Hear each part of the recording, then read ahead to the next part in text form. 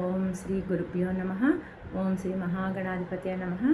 ఓం శ్రీ మహాసరస్వత్యే నమ.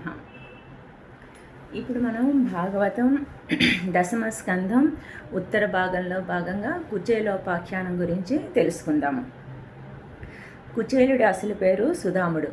బాల్యం నుండి కృష్ణ పరమాత్మ సుధాముడు స్నేహితులు. ఒకే గురువుగారి దగ్గర విద్యాభ్యాసం చేశారు. విద్యాభ్యాసం అయిపోయిన తర్వాత కృష్ణుడు మధురకు ఈ సుధాముడు తన గ్రామానికి తిరిగి వెళ్ళిపోతారు. మనకు ప్రస్తుత సమాజంలో తెలిసిన కథ వరకు అయితే చిన్నప్పుడు ఈ సుధాముడు కృష్ణుడు అడవిలో ఉండగా కృష్ణుడు పడుకున్న సమయం చూసి దొంగతనంగా తను తెచ్చుకున్న శనగలు ఒక్కడే తిన్నాడని, అందుకే దరిద్రాన్ని అనుభవించాడని నానుడి. కానీ వ్యాసుడి భాగవతంలో అలా చెప్పలేదు. సుధాముడు దరిద్రాన్ని అనుభవిస్తున్నా ఎవరిని చేయి చాచి యాచించేవాడు కాదు. ఎప్పుడూ భగవంతుడిని ధ్యానిస్తూ ఉన్నదానితోనే తృప్తిగా జీవించేవాడు. తనకు ఏమీ లేదని, ఏమీ ఇవ్వలేదని భగవంతుడిని ఎప్పుడూ నిందించలేదు. మహాజ్ఞాని, గొప్ప తత్వవేత్త. ఏ రోజు మంచిగా ఉన్న బట్టలు కట్టుకోలేదు. ఎప్పుడూ చిరిగిన వస్త్రాలనే ధరిస్తూ ఉండేవాడు. అందుచేత అతనిని అందరూ కుచేలుడు అని పిలిచేవారు. చేలము అంటే వస్త్రము, కుచేలము అంటే మాసిన చిరిగిన వస్త్రం అని అర్థం. అందరూ అలా కుచేలుడు కుచేలుడు అని పిలుస్తూ ఉండడం వలన సుధాముడు కాస్త కుచేలుడుగా అయిపోయాడు. ఈ కుచేలుడు భార్య సుశీల, భర్తకు తగిన ఇల్లాలు. కానీ ఒకరోజు తన పిల్లలు ఆకలికి అలమటించడం చూసి తట్టుకోలేని ఆ ఇల్లాలు కుచేలుడితో, మహానుభావ, ఆకలికి మీరు ఓర్చుకుంటారు, నేను ఓర్చుకోగలను, కానీ పసిపిల్లలు వాళ్ళు తట్టుకోలేరు. మీకు ఐశ్వర్యం మీద భ్రాంతి లేదు, కానీ పిల్లల్ని పోషించాలి కదా. మీతో చదువుకున్న మీ ప్రియమిత్రుడు కృష్ణ పరమాత్మ ద్వారకలో ఉన్నాడు కదా, అతనిని ఒకసారి కలిసి భార్య పిల్లల పోషణ కష్టంగా ఉంది అని అతనితో చెప్తే ఏదైనా సహాయం చేస్తాడు కదా, వెళ్ళి కృష్ణ పరమాత్మను కలవండి అని అంటుంది. భార్య మాటలు విన్న కుచేలుడు, సరే అలాగే వెళతాను, కానీ పెద్దవాళ్ళ దగ్గరకు వెళ్ళేటప్పుడు, చిన్నపిల్లల దగ్గరకు వెళ్ళేటప్పుడు, స్నేహితుని దగ్గరకు వెళ్ళేటప్పుడు, రోగుల దగ్గరకు, వృద్ధుల దగ్గరికి వెళ్ళేటప్పుడు, గురువుల దగ్గరకు, గుడికి వెళ్ళేటప్పుడు రిక్తహస్తాలతో వెళ్ళకూడదు కదా. మరి నేను నా స్నేహితుడికి ఏదైనా తీసుకెళ్ళాలి కదా, మరి మన ఇంట్లో ఏముంది అని అంటాడు. దానికి వెంటనే సుశీల, పరమాత్మ ఎప్పుడు ఆర్తితో ఏం తెచ్చారు అని చూస్తాడు తప్ప ఆడంబరాలని కాదు. అందుకని మన ఇంట్లో ప్రస్తుతం కొద్దిగా అటుకులు తప్ప మరేమీ లేవు, అవే పట్టుకు వెళ్ళి ఇవ్వండి అని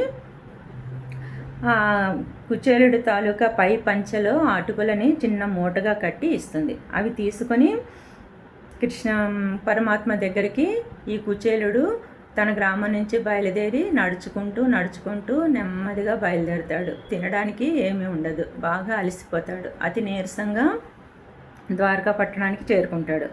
ఆ ద్వారకా పట్టణ సౌందర్యాన్ని చూసి ఆశ్చర్యపోతాడు. అక్కడ ఉన్న ద్వారకా పట్టణం పెద్ద పెద్ద సౌధాలతోటి రమణీయంగా, అలాంటి ఉన్న వీధులలోని అక్కడంతా తిరుగుతూ మా కృష్ణ పరమాత్మ ఎక్కడుండుంటాడో కదా అని అనుకుని అటు ఇటు చూస్తూ ఉంటాడు. అక్కడ చూస్తే అక్కడ ఉన్న పరిచారికలే ఎంతో వైభవంగా ఆభరణాలతోటి, పట్టు వస్త్రాలతోటి ఉంటే ఇంకా నా స్నేహితుడు ఇంకా ఎంత ఐశ్వర్యవంతుడు అయి ఉంటాడో కదా అని ఆనంద బాష్పాలు రాలుస్తూ కృష్ణుడి గురించి అక్కడ ఉన్న వారిని అడిగి ఆ మందిరం వైపు నడుచుకొని వెళతాడు. అక్కడ ఉన్న భటులతోటి, నేను కృష్ణ పరమాత్మ స్నేహితుడను, కృష్ణుడిని చూడ్డానికి వచ్చాను అని అంటాడు బెరుకుగా.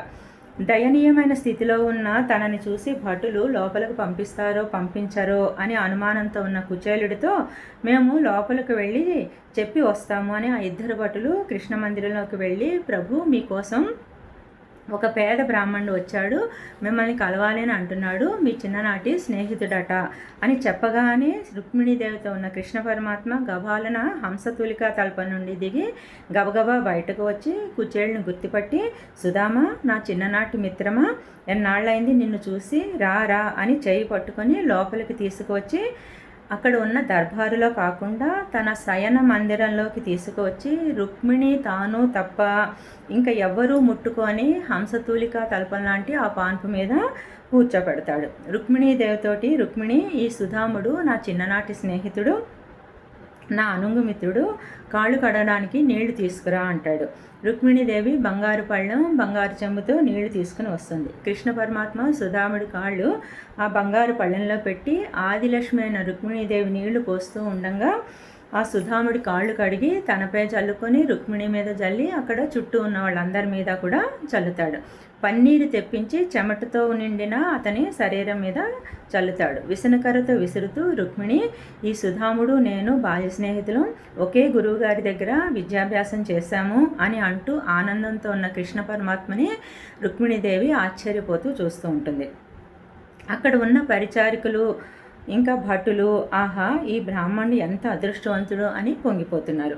కృష్ణ పరమాత్మ దగ్గరకు నారదుడు, ఎంతోమంది మునులు, యోగులు, మహర్షులు ఇలా చాలామంది వస్తూ ఉంటారు. కానీ కృష్ణ పరమాత్మ ఈ పేద బ్రాహ్మణుడిపై చూపిస్తున్న ఆదరాభిమానాలు ఇంతకుముందు ఎవరిపైనా ఇంతగా చూపించలేదు అని ముక్కున వేలేసుకుంటూ ఆశ్చర్యపోతున్నారు.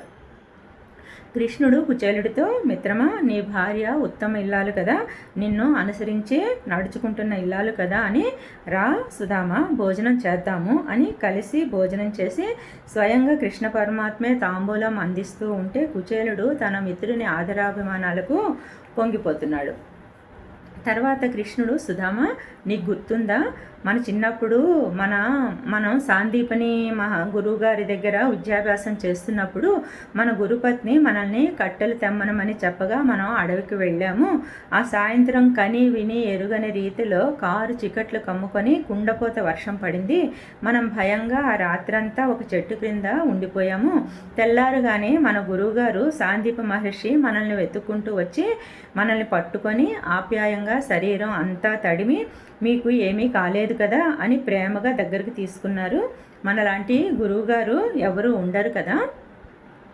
అవును, మన గురువుగారు చెప్పినట్లు ఎవరి దగ్గరికైనా ఉత్త చేతులతో పోరాదు అని నీవు నా కోసం ఏదైనా తెచ్చి ఉంటావు. ఏం తెచ్చావు సుధామా అని మిత్రుని శరీరం తడిమి చూస్తున్న కృష్ణ పరమాత్మ వైపు ఈ సుధాముడు సిగ్గుతో తల వంచుకొని, ఈ అటుకులను ఇంత ఐశ్వర్యవంతుడు లక్ష్మీనాథుడికి ఎలా ఇవ్వగలను అని ఆలోచనలో ఉంటే కృష్ణ పరమాత్మే స్వయంగా తన కండువాలో ఉన్న అటుకులను మూట విప్పి ఆ అటుకులను తీసుకొని, నాకు అటుకులంటే చాలా ఇష్టం సుధామా అని ఒక కుప్పెడు తీసి నోట్లో వేసుకుంటాడు. అలా పోసుకునేసరికి కృష్ణ పరమాత్మలో ఉన్న 14 భువన భాండాలలో సమస్త జీవరాశులకి కడుపు నిండిపోయి బ్రేవుమని తేలుస్తాయి. రెండో పిడుగుడు పోసుకుంటూ ఉంటే రుక్మిణీదేవి కృష్ణ పరమాత్మ చేయి పట్టుకొని ఆపి, స్వామి చాలు, ఇంకా తినకండి, ఇప్పటికే ఇతనికి 10 తరాలకు సరిపడా ఐశ్వర్యం, భక్తి, జ్ఞానం అన్నీ ఇచ్చేశారు, ఇంకా తింటే మీరు నేను కూడా దాసులమైపోవాలి అని అంది ఆ తల్లి రుక్మిణి. కృష్ణ పరమాత్మ నవ్వి మిగిలిన అటుకులని అక్కడ వారికి ఇచ్చేస్తాడు. సుధాముడికి ఏమీ అర్థం అవ్వలేదు. ఆ రాత్రి పడుకొని తెల్లారి లేచి మరలా తన చిరిగిన పంచెనే కట్టుకొని కృష్ణ పరమాత్మకు వీడ్కోలు పలికి తన గ్రామానికి బయలుదేరతాడు. కుచేలుడు నడుచుకుంటూ వెళ్ళిపోతూ, ఏమి నా అదృష్టం, కృష్ణుడు ఎంత ప్రేమగా నన్ను చూశాడు, నా కాళ్ళు కడిగి నాతో కలిసి భోజనం చేసి పడుకుంటున్న తన పాన్పు మీద నన్ను పడుకోబెట్టి నాకు సపర్యలో చేశాడు, ఇంతకంటే ఏమి కావాలి అని పొంగిపోతూ ఇంటి ముఖం పట్టాడు. కుచేలుడు ఐశ్వర్యం ఇమ్మని అడగలేదు, కృష్ణుడు ఇచ్చానని చెప్పలేదు. కుచేలుడికి ఐశ్వర్యం మీద భ్రాంతి లేదు, కానీ అతని భార్య పిల్లల పోషణార్థం కావాలి అనుకుంది, అటుకులు ఇచ్చి పంపించింది. కృష్ణ పరమాత్మ ఒకవేళ తనకు ఐశ్వర్యం ఇస్తే తను భగవంతుడిని మర్చిపోతానేమో అని తనకు ఏమీ ఇవ్వలేదు అని అనుకుని, ఈ జన్మకు కృష్ణ పరమాత్మ ఆదరణే చాలు అనుకుని తన ఇంటి దగ్గరకు వచ్చాడు. అక్కడ తన పూరి గుడిసె కనబడలేదు. సూర్యుడు చంద్రుడు ఏకకాలంలో ప్రకాశిస్తే ఎలా ఉంటుందో అంతటి మెరుపుతో ఒక పెద్ద సౌధం అక్కడ కనబడింది. చుట్టూ ఉద్యానవనాలు, సరోవరాలు అందంగా ఉన్నాయి. రత్నాలు, వజ్రాలు, వైఢూర్యాలు, మణిమాణిక్యాలు ఆ సౌధానికి తాపడం చేయబడి మిరిమెట్లు గలుపుతూ ఉంది. ఎంతోమంది పరిచారకులు ఆ భవనం చుట్టూ ఉన్నారు. ఆశ్చర్యంగా చూస్తూ, ఇదేమిటి, ఇక్కడ నా పూరి గుడిసె లేదు, ఇది వైకుంఠంలో ఉన్న లక్ష్మీ నివాసమా అన్నట్లుగా ఉంది అని అనుకుంటున్న కుచేలుడి దగ్గరికి ఆ పరిచారికలు వచ్చి అతని కాళ్ళు కడిగి మేళతాళాలతో లోపలికి తీసుకొని వెళతారు. ఎదురుకుండా అతని భార్య సుశీల పట్టు వస్త్రాలు కట్టుకొని అనేక బంగారు ఆభరణాలు ధరించి వచ్చి అతని కాళ్ళకు నమస్కరించి, స్వామి, కృష్ణ పరమాత్మ కృప వలన మన గుడిసె ఇలా మారిపోయింది అని అంటుంది. ఆ దంపతులు అప్పటి నుంచి జీవితాంతం సుఖ సంతోషాలతోటి అష్ట ఐశ్వర్యాలతోటి సమస్త సుఖాలను అనుభవించి అంత్యంలో జ్ఞానం చేత మోక్షస్థితిని పొందారు.